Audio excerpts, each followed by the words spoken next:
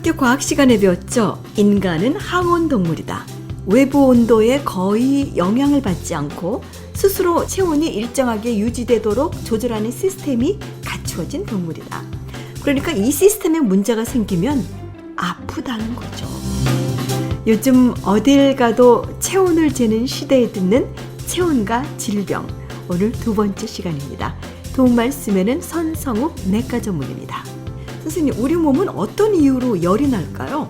네, 여러 가지로 열이 날 수 있죠. 이제 많은 분들이 말씀하시는 게 오후에 열 나는 것 때문에 말씀하시는 분들이 많아요. 그죠? 그래서 이제 사람마다 차이는 있겠지만 하루에 어느 시간이냐에 따라서 체온의 차이가 있죠. 그래서 아침에는 좀 낮고 새벽에 제일 낮죠. 암만 해도 주무시고 일어날 때쯤이 체온이 제일 낮고 그 다음에 오후 되면은 조금씩 올라가는 분들이 있는데 그거를 많이 느끼시고 실제로 좀 더 많이 올라가시는 분들은 그 많이 불편해하시고 감기 기운이 있나 보다.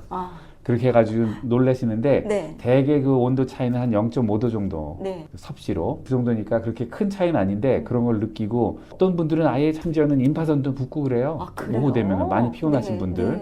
그래서 이제 그런 것들이 있는데 하나의 이제 피로에 대한 반응인데 피로도 역시 이제 자기 면역 기능이 영향을 받으니까 그것 때문에 온도도 올라가고 임파선도 좀 붓고 그러는 것 같습니다. 치료를 받나요? 아니면 괜찮은 건가요? 대개 이제 그런 게 반복되면은 자신이 이제 감염이 됐는지 궁금하시고 걱정도 되시고 그러니까 한번 검사를 받죠.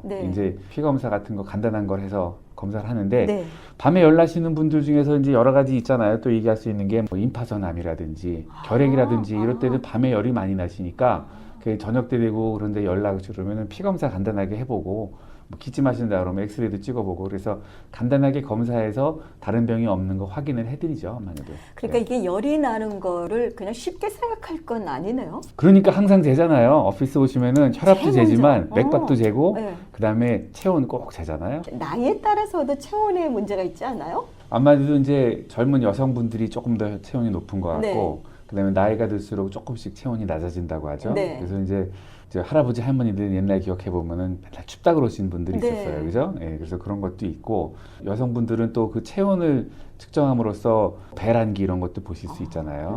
체온을 굉장히 자세하게 재죠, 그런 분들도. 그러니까 사람마다 또 호르몬의 차이에 따라서 체온의 변화는 있을 수 있습니다. 나이가 들어서 왜 할머니나 할아버지 손 만지면 차잖아요. 그게 온도하고도 관련이 있는 건가요? 관계가 있죠. 관계가 어느 정도 있죠. 그러니까 나이가 들면 온도도 서서 이게 식어가는 게 우리 몸이 식어가요. 슬프네. 그런가 하면 체중도 관련이 있다면서요? 체중이 많이 나가시는 분들이 조금 더 체온이 높을 수도 있어요. 지방세포가 이제 두 가지로 보통 얘기하는데 좀 갈색 나는 지방세포라는 게 있어요. 원래 이제 애들이 많거든요. 근데 그거가 발열하는 데 영향이 있다고 그래요. 그래서 그것이 조금 더 많아서 그러신지 지방세포가 많으신 분들이 체온이 높을 가능성은 충분히 있어요. 그리고 실제로 그거는 이제 뭐 그런 거는 이제 이론이고 실질적으로 봤을 때 조금 체중이 나가시는 분들이 온도가 조금 더 나가시는 걸로 되어 있습니다. 하기사 다 그런 건 아니지만 조금 이렇게 근수가 나가시는 분들이 여름에 유난히 땀을 많이 흘리고 뭐 가죽이 샌다고 그러고 덥다고 그러고 좀 그런 게 좀 관련이 있긴 있는 거죠? 관계가 있을 수 있겠네요. 그죠? 그죠? 그렇죠.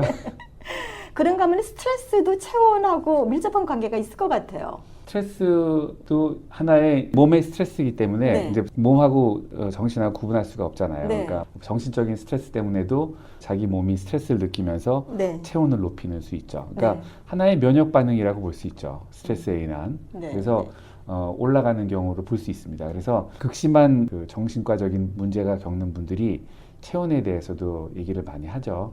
오셔가지고. 그래서 이제 주치의를 보시면서 열나는 것 같다고 실은 다른 문제가 정신적인 문제가 있는데 열나는 것 같다고 그래서 오시는 분들도 있고 그렇죠.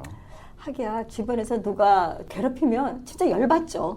열이 나는 게 너무 당연한 것 같아요. 열받는다 그러죠. 그래서 그것도 일리가 있는 말이네요. 그죠? 주변의 환경도 무시를 못할 것 같은데요. 가령 요즘에 올해 굉장히 여름이 더울 거라고 그러잖아요. 작년 겨울이 따뜻해서. 좀 습기가 많네요. 그렇죠. 그럼 이렇게 이제 폭염이 계속되는 여름에는 자동적으로 체온이 올라가지 않겠어요? 자기 몸에 이제 체온을 조절하는 기능이 있잖아요.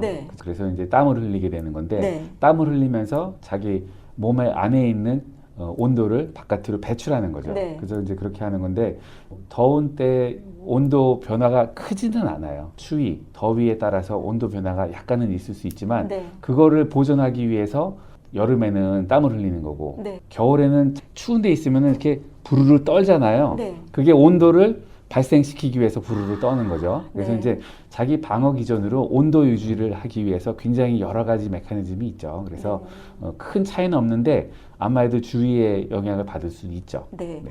되게 많은 사람들이 소변을 보고 나면 약간 부르르 떠는데 그 체온이 내려가서 그쵸. 부르르 떤다 그런 게 맞아요? 정확합니다. 사실. 예. 그러니까 이제 땀을 흘리는 거랑 같은 개념인데 네. 몸 안에 온도를 유지하고 있던 액체가 나가니까 그때 체온이 떨어지죠. 그러니까 이제 그거를 다시 보존하기 위해서 온도를 높이기 위해서 살짝 나 떨고 떨어주는 있니? 거죠. 그렇군요. 아, 그렇게 이렇게 많은 얘기였군요. 그다음에 이제 요즘에 건물에 들어갔을 때 막 덥고 그래서 평소보다 온도가 올라갔다 그래서 코로나 환자로 오해를 받거나 이러지는 않겠죠? 있을 수는 있습니다. 있을 수 예, 있어요? 있습니다. 그래서 주로 듣는 얘기는 모자 쓰고 있는 분들이요. 네. 모자를 쓰고 있으면 그 안에 온도가 높아지기 그렇죠. 때문에 그래서 모자 벗으신 다음에 거기 위치에 재면은 안마에도 확실히 높게 나오거든요. 그래서 바깥에 이제 더우시고 이제 햇빛 많다 그래서 모자 쓰고 다니시다가 바로 들어가서 체온 재시면은 아마 쫓겨나실 거예요. 그러니까 그 모자 벗고 좀 쿨다운 하신 다음에 체온 재는 게 좋겠네요. 좋은 팁이십니다. 요즘에 또 특히 햇빛 때문에 모자를 많이 쓰고 다니시잖아요. 그렇죠. 건물에 들어갈 때는 한 뭐 5분 정도 모자 벗고 식히고 네, 머리 좀 식히고 들어가시는 게 좋겠네요. 아니면 코로나 환자로 오해받을 수 쫓겨나지 있다. 마시고. 네. 건물에 들어갈 때는 마스크를 쓰시고 만약에 모자를 쓰셨다면 잠깐 벗어서 이마를 좀 식히시고요. 아이 참 불편한 거 많죠. 그래도 내 건강을 위해서 이까이꺼 아무것도 아니죠. 지금까지 도움 말씀에 선성욱 내과 전문의셨습니다. 병에 관해서 궁금한 점은 잉그루드 병원 카톡 프렌즈에 올려주세요. 잉그루드 병원의 전문의가 답해드립니다. 지금까지 도움 말씀에는 선성욱 내과 전문의 그리고 저는 포스트 코로나 시대의 음성 파트너 장미선이었습니다.